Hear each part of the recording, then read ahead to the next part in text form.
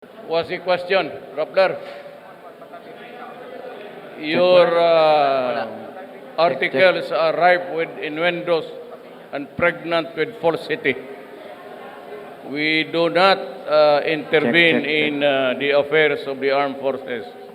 We are just an office that receives complaints or papers for reference, and we transmit them to the proper agency.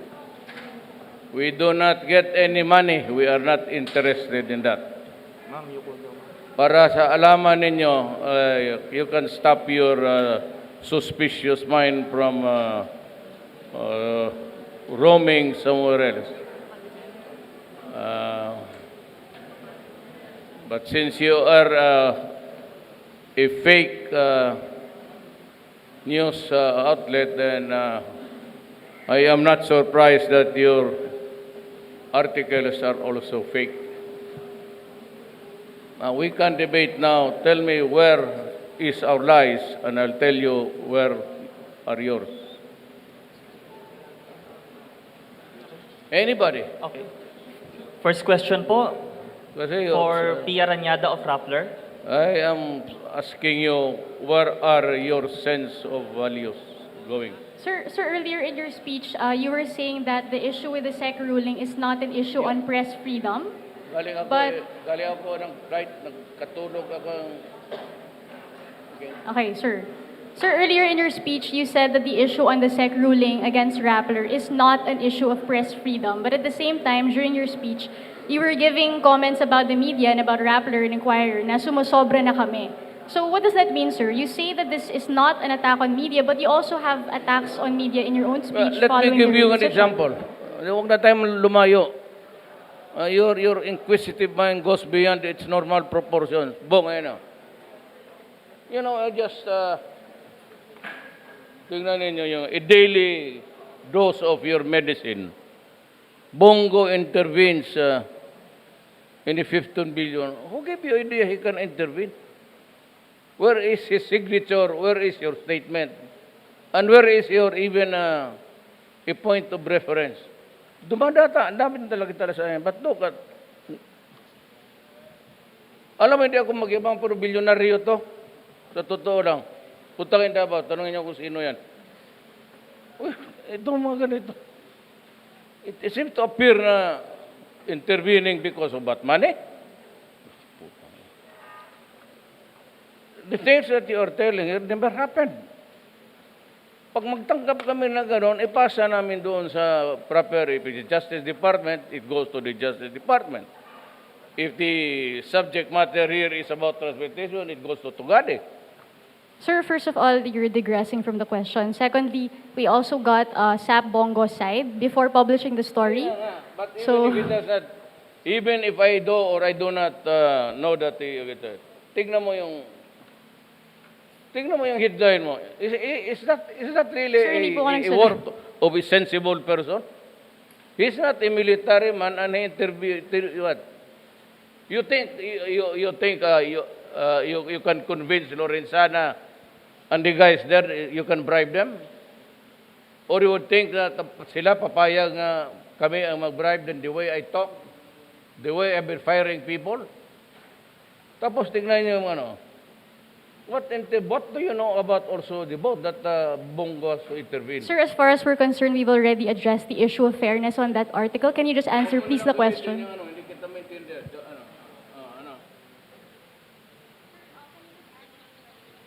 what's the question?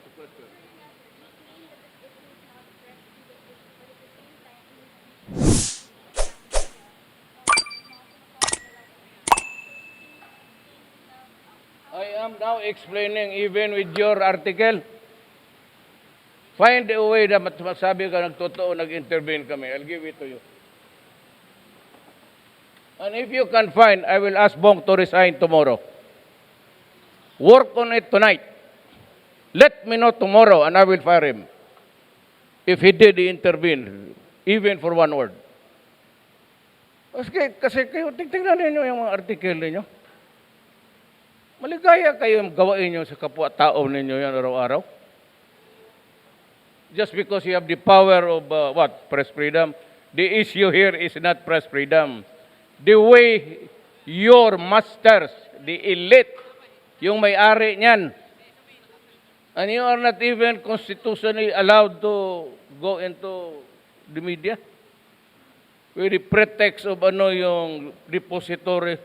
What kind of a salam of bitch is that?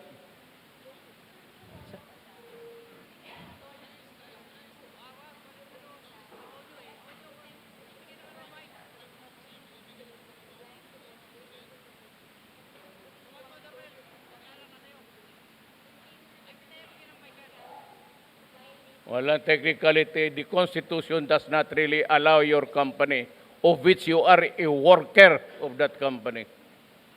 You are a Filipino who has allowed to abuse our country. And you are an active participant of that. Ayan ang mahirap. In the name of the Holy Grail of press freedom. Thank Yan you. ang totoo talaga yan. Thank you, Pia. Next question, Ms. Rose Novenario. Sumobra kayo.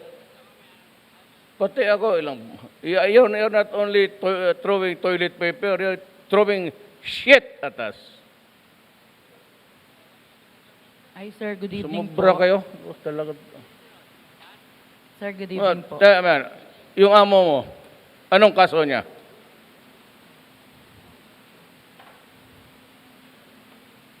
Why do you do research about people? Why don't you research about your own company you're working with? It's known to be a group of companies, Lopez, before. They borrowed billions from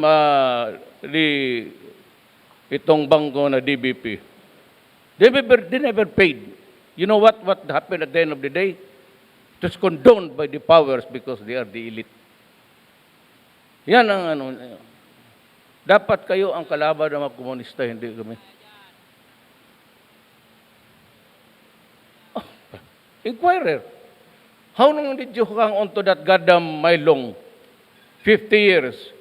Nag-expire na lang, they were continue collecting the rentals there when it was no longer theirs, money of the people.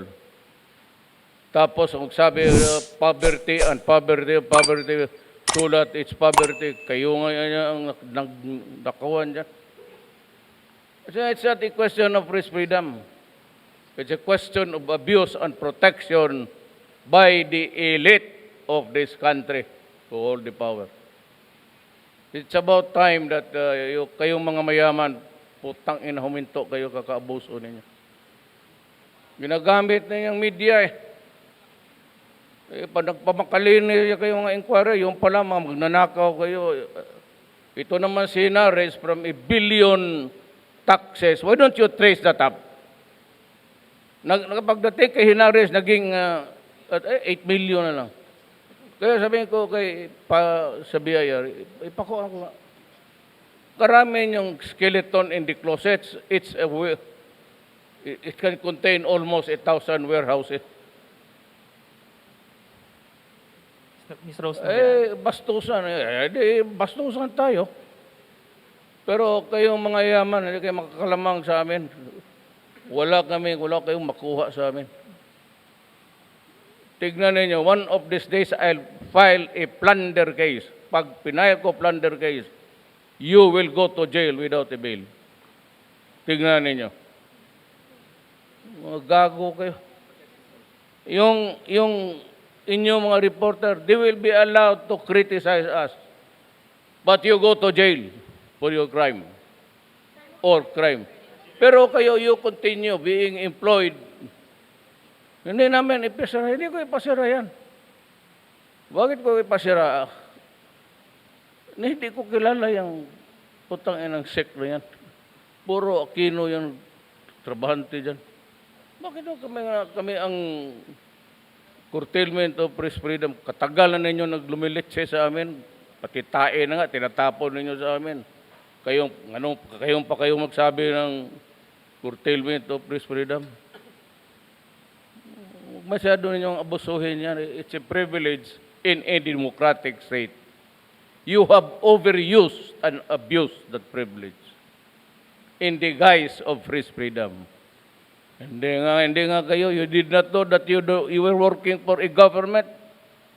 who owns the property. It's not a Filipino. Anong pangalan yan? Hindi na kayo nahiya. Oh, no, of course not. You know that it is being funded. Baski sabihin hindi not owner.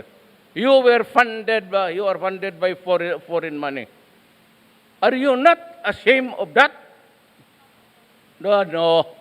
Nandyan sa newspaper, hindi voting, hindi mo naintindihan ang corporation law mo.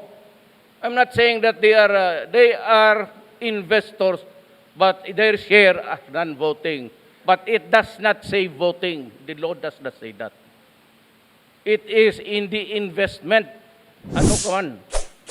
Whether your share votes or not, that is immaterial. You have the money and that yung Rappler mo was being funded by a foreigner. And you had the goal to attack people using foreign money. Yung sweldo ninyo, galing roon yan.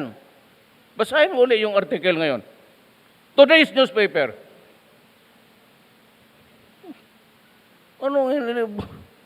Bakit ka mag-voting? No need to vote. You can influence. Kung sabihin mo, I will withdraw my exposure. Saan kayo makuha ng sweldo? Hindi magkausap talaga kayo. Bakit? What do you want? You know, you can always go into a horse deal. No need really to, putang ina yung kumpanya mo, pera ko yan. Although I do not have a say in the management of what Pia Ranada says, but I can cripple your company by just withdrawing my investment in your corporation.